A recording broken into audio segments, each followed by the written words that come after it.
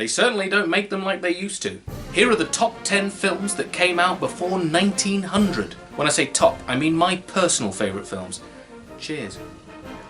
In at number 10, The Mechanical Butcher.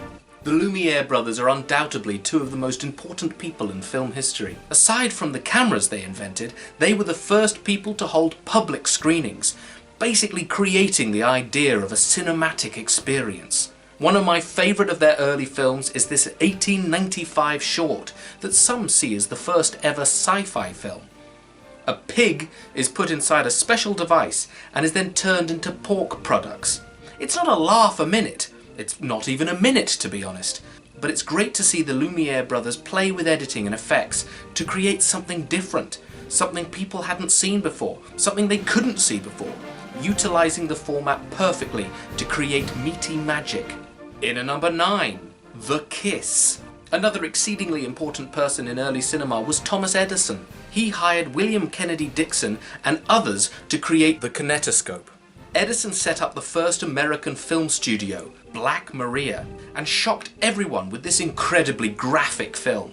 We watch actors Mary Irwin and John Rice talk to each other incredibly closely, I'd argue uncomfortably closely, and then kiss. Back in those days, this was the equivalent of a close-up of a fully erect penis. The Roman Catholic Church called for censorship, and newspapers labelled it disgusting. Edison the year before had produced the film The Execution of Mary Stuart, using editing to show a beheading. He certainly seemed to like to shock, the Gaspar Noé or Lars von Trier of his day. I bet Edison would have loved Antichrist. In at number 8, The Waterer Watered. Well, we're back with the Lumiere brothers, with one of the very first comedy films. Here they were really using film as a narrative device. This has a beginning, a middle, and an end. It's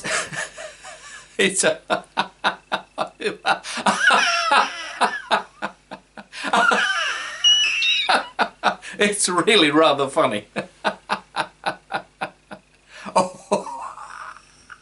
On a side note, this was the first film to have a poster, which arguably ruins the punchline. In at number 7, The Arrival of a Train. We're sticking with the Lumiere brothers with this, probably their most famous film.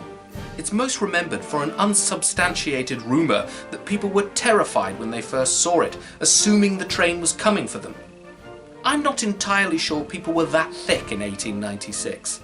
The most fascinating thing about this is just watching a train from the 19th century, the people getting off and then looking at this contraption with confusion and annoyance. In at number 6, The Four Troublesome Heads. The first appearance of the master Georges Méliès on this list. He was a brilliantly inventive filmmaker, and this 1898 film shows just how well he used effects and editing to entertain the masses. The year before, he directed the film After the Ball, The Bath, in which an actress has a bath. Well, has black sand poured over her while wearing a nude suit. I bet naughty Thomas Edison loved it. In at number 5, Santa Claus. The first Christmas movie. Directed by George Albert Smith, a British stage hypnotist and psychic, this also uses editing and effects brilliantly. It's amazing watching something from 1898 about Santa, or Father Christmas. It's a bit strange it's a British film called Santa Claus. The fact that kids have been believing in this fat, magical, bearded man that climbs down chimneys for all these years is mental. Christmas films had started, and weren't going anywhere. 100 years after this was made, Jack Frost with Michael Keaton was released, showing that effects had somehow gotten worse. In at number 6, Panorama of the Grand Canal. Filmed by Alexandre Pommier for Louis Lumiere, this was the first moving shot, achieved by placing the camera on a gondola. The reason I like this so much is just seeing Venice in 1896. It's absolutely stunning. In at number 3, The Temptation of St. Anthony. Méliès yet again showing off his sense of humour. We follow St. Anthony as he is tempted by visions of ladies. Again, this is a film that Edison must have loved, although I'm sure he was a little disappointed with the lack of nudity.